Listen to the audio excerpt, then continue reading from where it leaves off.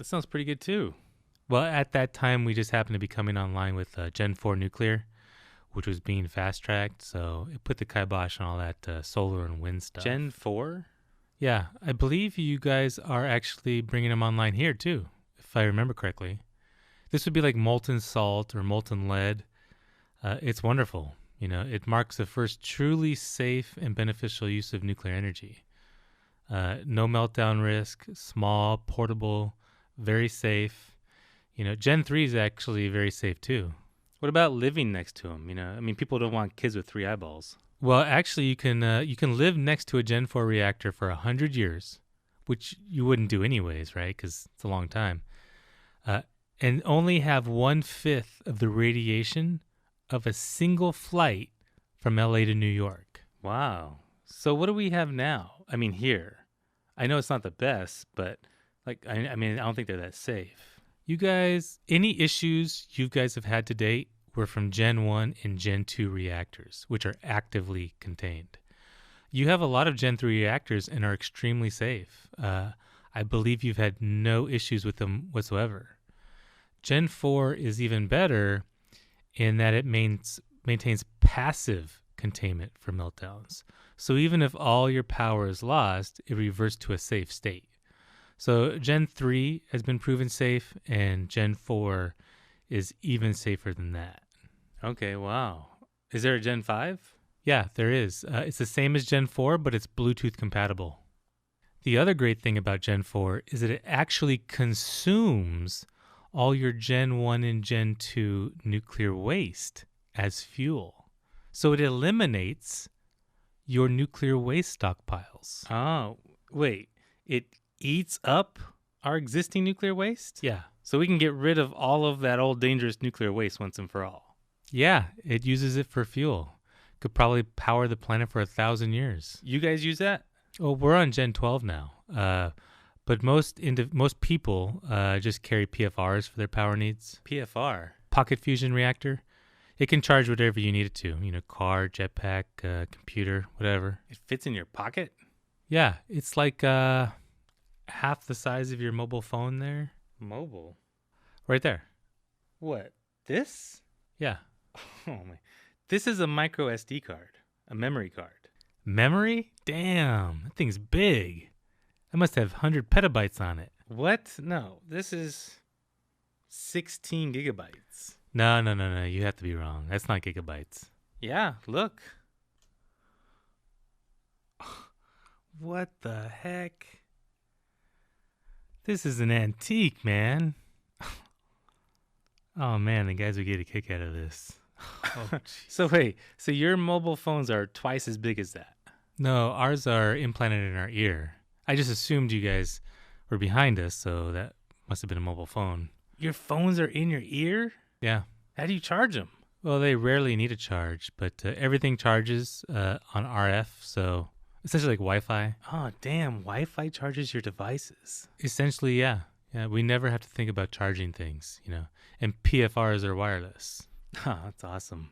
Just had a conversation with somebody about where tech is going. Who was that? Do you remember who that was? No. I just talked to him. Well, but why haven't, we haven't heard about Gen 4 over here. Really? Well, I know Canada and Russia and China are all engaged with it. And I know your Rick Perry just made a sort of fast-track testing site for the iteration process, to bypass regulations. Bypassing regulations doesn't sound good. Maybe you're not aware, but we've had some pretty famous nuclear accidents in the past. That's ancient tech, man. No. That's like referring to an old mainframe computer compared to a new smartphone, And it's actually just a sort of safe site that's monitored for iteration testing. If iteration testing is clogged up with regulations, then progress will take 50 years. Regulations are to keep us safe. Right, and the end result would be regulated. But you cannot treat a small test the same as an end result. Mind you, I'm not referring to safety, just final regulation. Oh, okay. I see. I haven't heard of any of that. Yeah, you should talk to your Taylor Wilson or I know you're Bill Gates, especially. He knows a lot about it, about safe nuclear. Really? Bill Gates and energy? I had no idea. I really only ever hear our celebrities, and they say solar and wind is our only hope. They even they got together and made a music video, a ton of celebrities, and it featured a spaceship beaming down solar panels and wind turbines to Earth for us. Oh, yeah. None of that's well thought out at all. No? Paul has a solar roof product already. And of course he's got his electric cars, and he's had some very smart, he's had some good, Oh, yeah, you're right. It didn't hurt. Thank you. I've always wanted to pierce it. But to continue, no, we tunnel straight through to China. It's so much shorter. And halfway there requires no fuel at all because of gravity. Tunneling through the crust is a bad idea. The crust is unstable. The crust is mostly made of vegetables. That's why farms are located on the crust. Okay, that sounds right. Yeah, you just got to think about it. You just got to use your noggin. Right up here, Paul. Yeah, can you put that away? It's making me nervous. Oh, yeah. Oh, sorry again about your arm, Paul. It really does have a hair trigger. You have a holster for it? No, I just put it in my underwear. Well, anyway, many people think solar is the answer here, which I would agree. And Paul does have a very nice solar roof product. Well, okay. But as I understand it, your people are mainly concerned with CO2, right? Right. Okay. How many houses are there just in the U.S., right? And just do the lower 48, right? Leave off Hawaii, Alaska, and Greenland. Check that out. Yeah. Like 130 million? Okay. So now you must extract from the earth resources to make solar tiles for 130 million roofs. Are your excavators and earth movers electric? No, I don't think so. And since it's solar, you need batteries, right? So now you have to excavate lithium for 130 million large house batteries. Assuming you only need one battery for each house, right? Maybe 260 million large house batteries. That takes drills and earth movers. Are those electric too? Right, they're not. Then shipping all that raw material to plants to process it, right? Are all those trucks electric? Are all those plants solar? Are the people that work in those plants driving their electric cars to work? No, probably not many of them. Then shipping that process materials to manufacturers who create the end products. How about their factory and that shipment and their workers? Is all that electric? Probably not. Okay, so now you need to remove 130 million roofs, right? 90 million of which are probably in perfectly fine shape or even brand new. Are the guys that show up to tear off your old roof, are they driving an electric dump truck? How about the guys that have to come in and install the new roof and batteries? Are they all driving all electric work trucks? No. Okay, I see. So now you have a landfill with 130 million roofs. Do you have enough landfills? Probably not. So now you have to excavate new landfills with your solar excavators? Right. And how long do those solar panels convert electricity for? 20, 25 years? I think they have a lifetime guarantee. No. That is for the substrate to act as a weatherproof membrane, so as a roof, but not the conversion cells themselves. And how long do those lithium batteries last? 10 years? So you have to repeat that whole process every 10 or 15 years? So think about it. In order to have continuous energy for 100 years, you've now committed to maintain hundreds of millions of installations spread out all over the country, right? Hundreds of millions of batteries every 10 years and hundreds of million roofs every 20 years, right? Yeah, I guess. Yeah. And the cost equation is lopsided with solar, right? You can pay it off in 20 years, but by that time, you've already had to replace the batteries, right? And now your solar cells might need replacement soon. So you're not saving money with solar. And if you think about it, you're actually just paying up front for all of your electricity for 10 or 20 years. Just because you can do something doesn't mean you should, right? Everything has pros and cons. And if somebody is acting like it's all pro, they're lying or they're stupid. So how comes the celebrities didn't mention any of this? I don't know. Celebrities have a lot of money, right? So maybe they're invested in lithium or providing venture capital to solar projects. See, on our side, we have some laws around that, right? Depending on your influence dimension, you have to be opaque about investments or foreign agency and things like that. Oh, so like follower count? Yeah, but more than that too, right? You might have written a script or a book, but not be on social media. So viewership, sales, and so on. Yeah. That makes sense. Yeah, but anyway, that all sounds like a monumental CO2 outlay, right? And you'd probably have to start the recycling and replacement process on the 130 million roofs and batteries before you're even done installing all original 130 million home roofs and batteries. I'm not certain that you could ever become zero emission. I mean, maybe after 100 years, but you'd have to expend 200 years worth of CO2 to get there, right? I mean, all those roofs that did not need replacing, all those batteries that didn't need to be made, it's sort of a chicken and egg problem. Well, it does sound like somebody should calculate what the CO2 expenditure would be to do these things. Yeah, and we haven't even mentioned cars and offices, right? You probably have like 300, 400 million cars, and all those would need huge lithium batteries. I doubt every battery company in the world working together couldn't make 300 million lithium batteries for cars in 10 years. And that's just the US, right? So lithium mining in general, it's always a bottleneck, right? It's not emission free. Lots of things need stuff, and that stuff is in the ground, right? A lot of it, at least. But what about... And look, wait, even your Tesla recently expressed concern about shortage of battery metals, and that's for the meager production capacity you have now.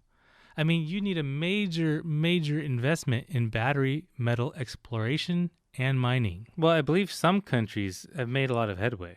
Costa Rica and Germany. No, if you really look, Germany uses very little green energy, when you count production and delivery and batteries and how they're made and all the replaceable parts and, how they have to be maintained. Take wind turbines. They don't just grow out of the ground. And Costa Rica, they might be more balanced, but Costa Rica didn't build those turbines, right? That CO2 is on some other country's ledger, right? Digging up all that metal from the ground, building them in factories, bringing them over on ships, making special trucks to carry them. And eventually, maintenance costs will be upside down. They'll determine that it's better to replace them all with new ones that are twice as efficient. Again, CO2 on some other country's ledger. So you're saying we should use Gen 4 nuclear? Well, for houses, of course. I mean, why would you expend all that CO2 to do it in a way that's just as emission-free, right? And it drops into existing nuclear sites, and later it can drop into existing coal plants, right? And taps into the existing grid because they're very small. Deferred energy like solar and wind are very difficult because not only do they require their own millions of parts and maintenance, for those parts, but they also require batteries. Batteries have a short lifespan. Well, okay, so why are you not anti-electric car? Having a pure electric platform for a vehicle is great. Electric cars have an infinitely higher resolution, so they could be made much safer, in terms of accidents. Having a gas to electricity conversion on a platform, that's just wasteful, right? There's not a lot of space. So think 5G, screens, entertainment, communication, that's all electric, right? So it's like, would you take a small gas generator to charge your phone at a picnic or a USB battery? So for that size/portable platform, it's way more efficient, right? On our side, driving 300 miles is almost considered a vacation in itself, right? Because it's like being in a luxury train compartment. Sounds nice. Yeah, no worries, no liability. It's pure relaxation, whatever you want it to be. But you are anti-solar. No. Solar has its place, off-grid living, off-planet living, remote projects, light craft, continuous research drones, satellites. But those are all temporary, right? Solar isn't doing anything for at least half of a 24-hour day, right? Because of night. So that's 2 weeks production out of a 4-week month, minus bad weather, minus efficacy of panel position. It's just a lot of stuff that would prohibit optimization. You'd have to over provision and interconnect just to compensate. Sounds about right. And look, here's the thing. If your country ever can say at any point, we're running on batteries, that's not good, right? That's closer to failure than success. That's precarious. But batteries are more important than solar because they have actual and immediate use cases. Cars, laptops, phones, backup computers, and so on. Solar, that's an alternative use case, right? And it just can't beat Gen 4 or Fusion. What about solar not on roofs, but in fields? Well, that would require a lot of land, and to be able to find that amount of land means your solar station's going to be far away. You have to dig up trenches to connect it to your existing grid. And again, you're still going to have to excavate materials for billions of panels. You're still going to have to recycle them every 20 years. You're probably still going to need batteries somewhere, either at the station or at the house. I don't know, man. I guess the devil's in the details. Yeah, and isn't that weird that nobody's mentioned the details? The key is simplicity. The least amount of moving parts, and ideally without being subject to block timeframes. If you're creating an elaborate dance around the distance to and position of the sun, you're positioning yourself as a subordinate, right? Potentially a victim. Gen 6 nuclear is when you start to see meaningful miniaturization, and then you have fusion. Only 15 or 20 years after we were humming along with Gen 4, there was a breakthrough in fusion. Now with fusion, the hard part is containing the reaction, right? I mean, I think, aren't they trying to use magnets to kind of float it? Yeah, exactly. Well, you're going to kick yourself. We put our early reactors in space where there's practically no gravity. Oh, man. That is smart. Yeah, so that made it much cheaper. And we would just beam down energy to base stations, and use it and store it. How would you store it? All types of traditional methods, batteries, flywheel, pumping water. How would you beam it down? Like lightning? Well, yeah, but I think they went through all sorts of things. I think they mostly used microwave, if I remember right. But there were a bunch of wireless paradigms. I think they did lasers, light. Wow.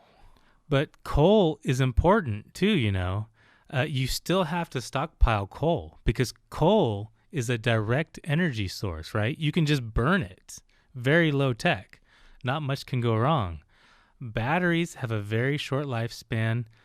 Batteries and integrated circuits in general won't survive something, like a CME or an EMP. Right. New nuclear, safe nuclear, and fusion are great investments because look, you're not going to put windmills on a spaceship. No, right. But you could use solar panels on spaceships. Not really. It's novel if you happen to be close to a star, so for not for interstellar travel. But it has a lot of moving parts, which means a lot more can go wrong. Gen 6 and Gen 7 nuclear is when you have something very small, self-contained, put on a spaceship, taken to other planets. A spaceship can be powered by a single H or X frame orb, and you could have 3 or 4, 10 spares on board. You know what I mean? But a huge solar structure, like a huge solar sail, that's complex, that's fragile, that's precarious. Large scale solar is the result of poor decision making. Man, I am so jealous of how far ahead you guys are.